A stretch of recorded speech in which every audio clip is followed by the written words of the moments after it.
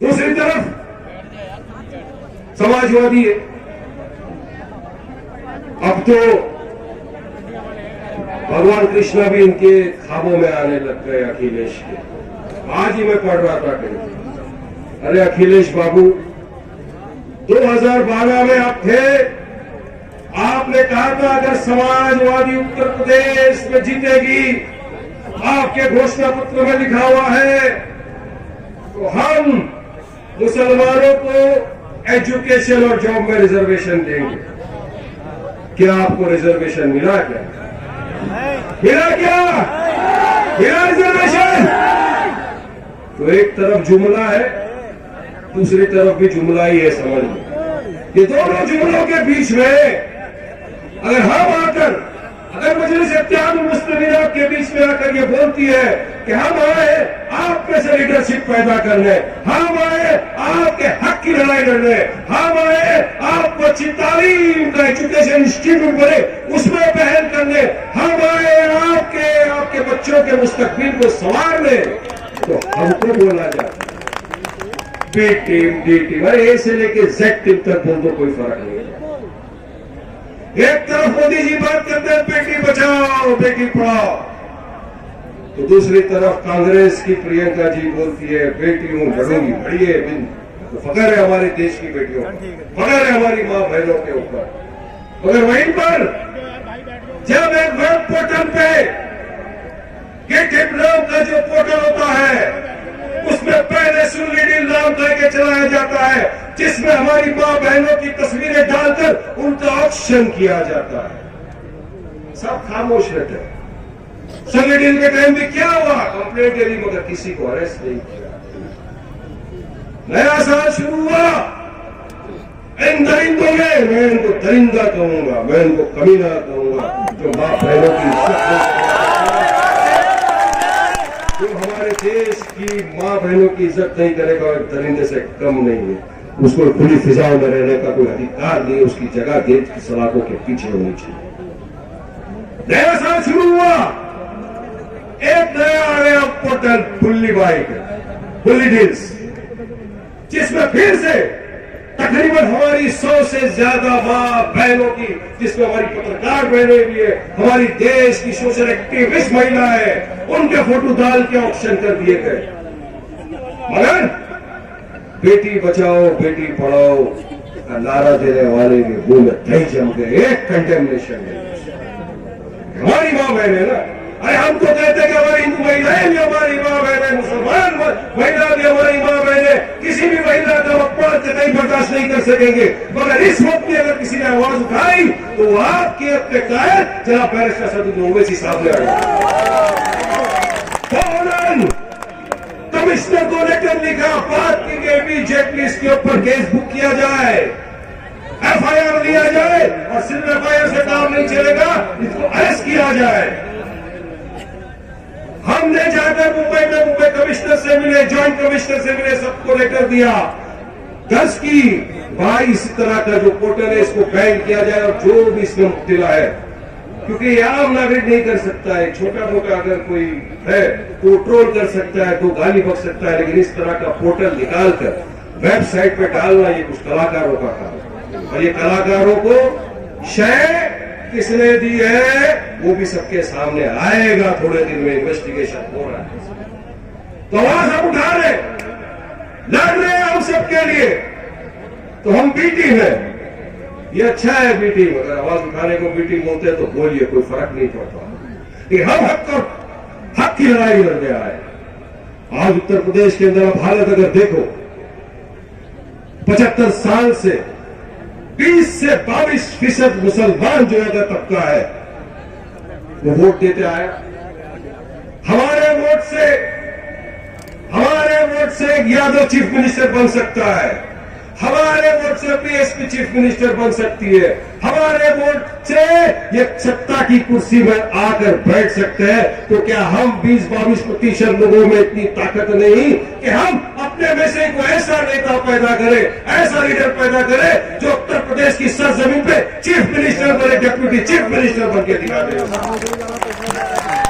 क्या हमें काबिलियत नहीं? क्या है काबिलियत? बहुत है, मगर हम तो इतने बरसों से इस्तेमाल किया।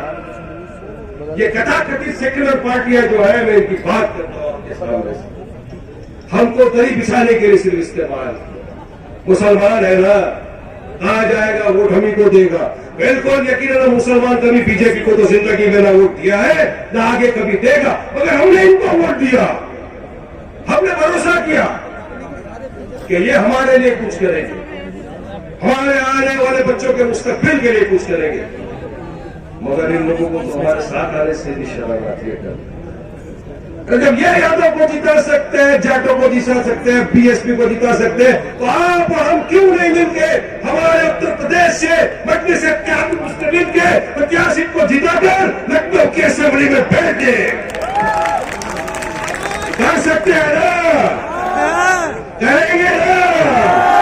देखिए, आसमान के नीचे बैठकर आपके जुबान दे रहे हो मेरे भाइयों बुजुर्गों दोस्तों, याद रखो, हमको इत्तेहाद पैदा करना होगा, मुत्तहीद होना पड़ेगा।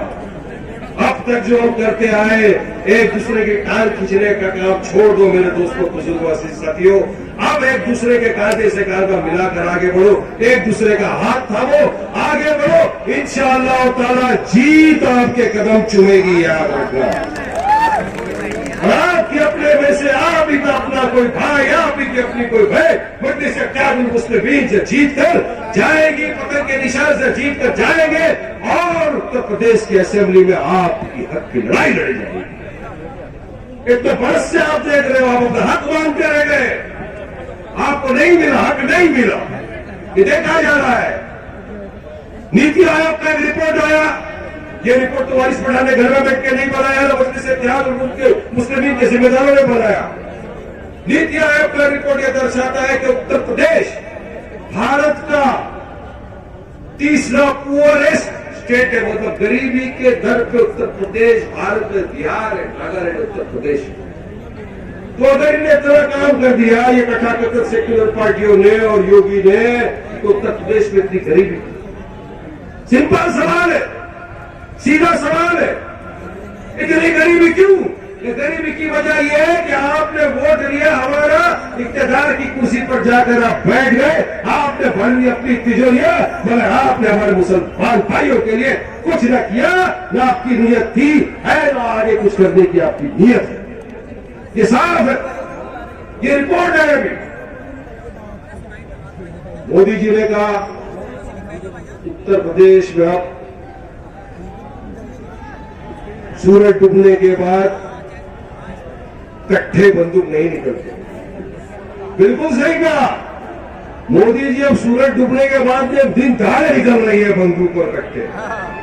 हमने देखा लखीमपुर में किस तरह से केन्जी का बेटा थार गाड़ी लेकर चला गया और हमारे मासूम बेगुनाह किसान जो वहां पर पीसफुल प्रोटेस्ट कर रहे थे उनको कुचल, और ये कुचला भी कैसे? एक सोची समझी साजिश तैयार की, एक कॉन्स्पिरेसी बनी किसके घर में?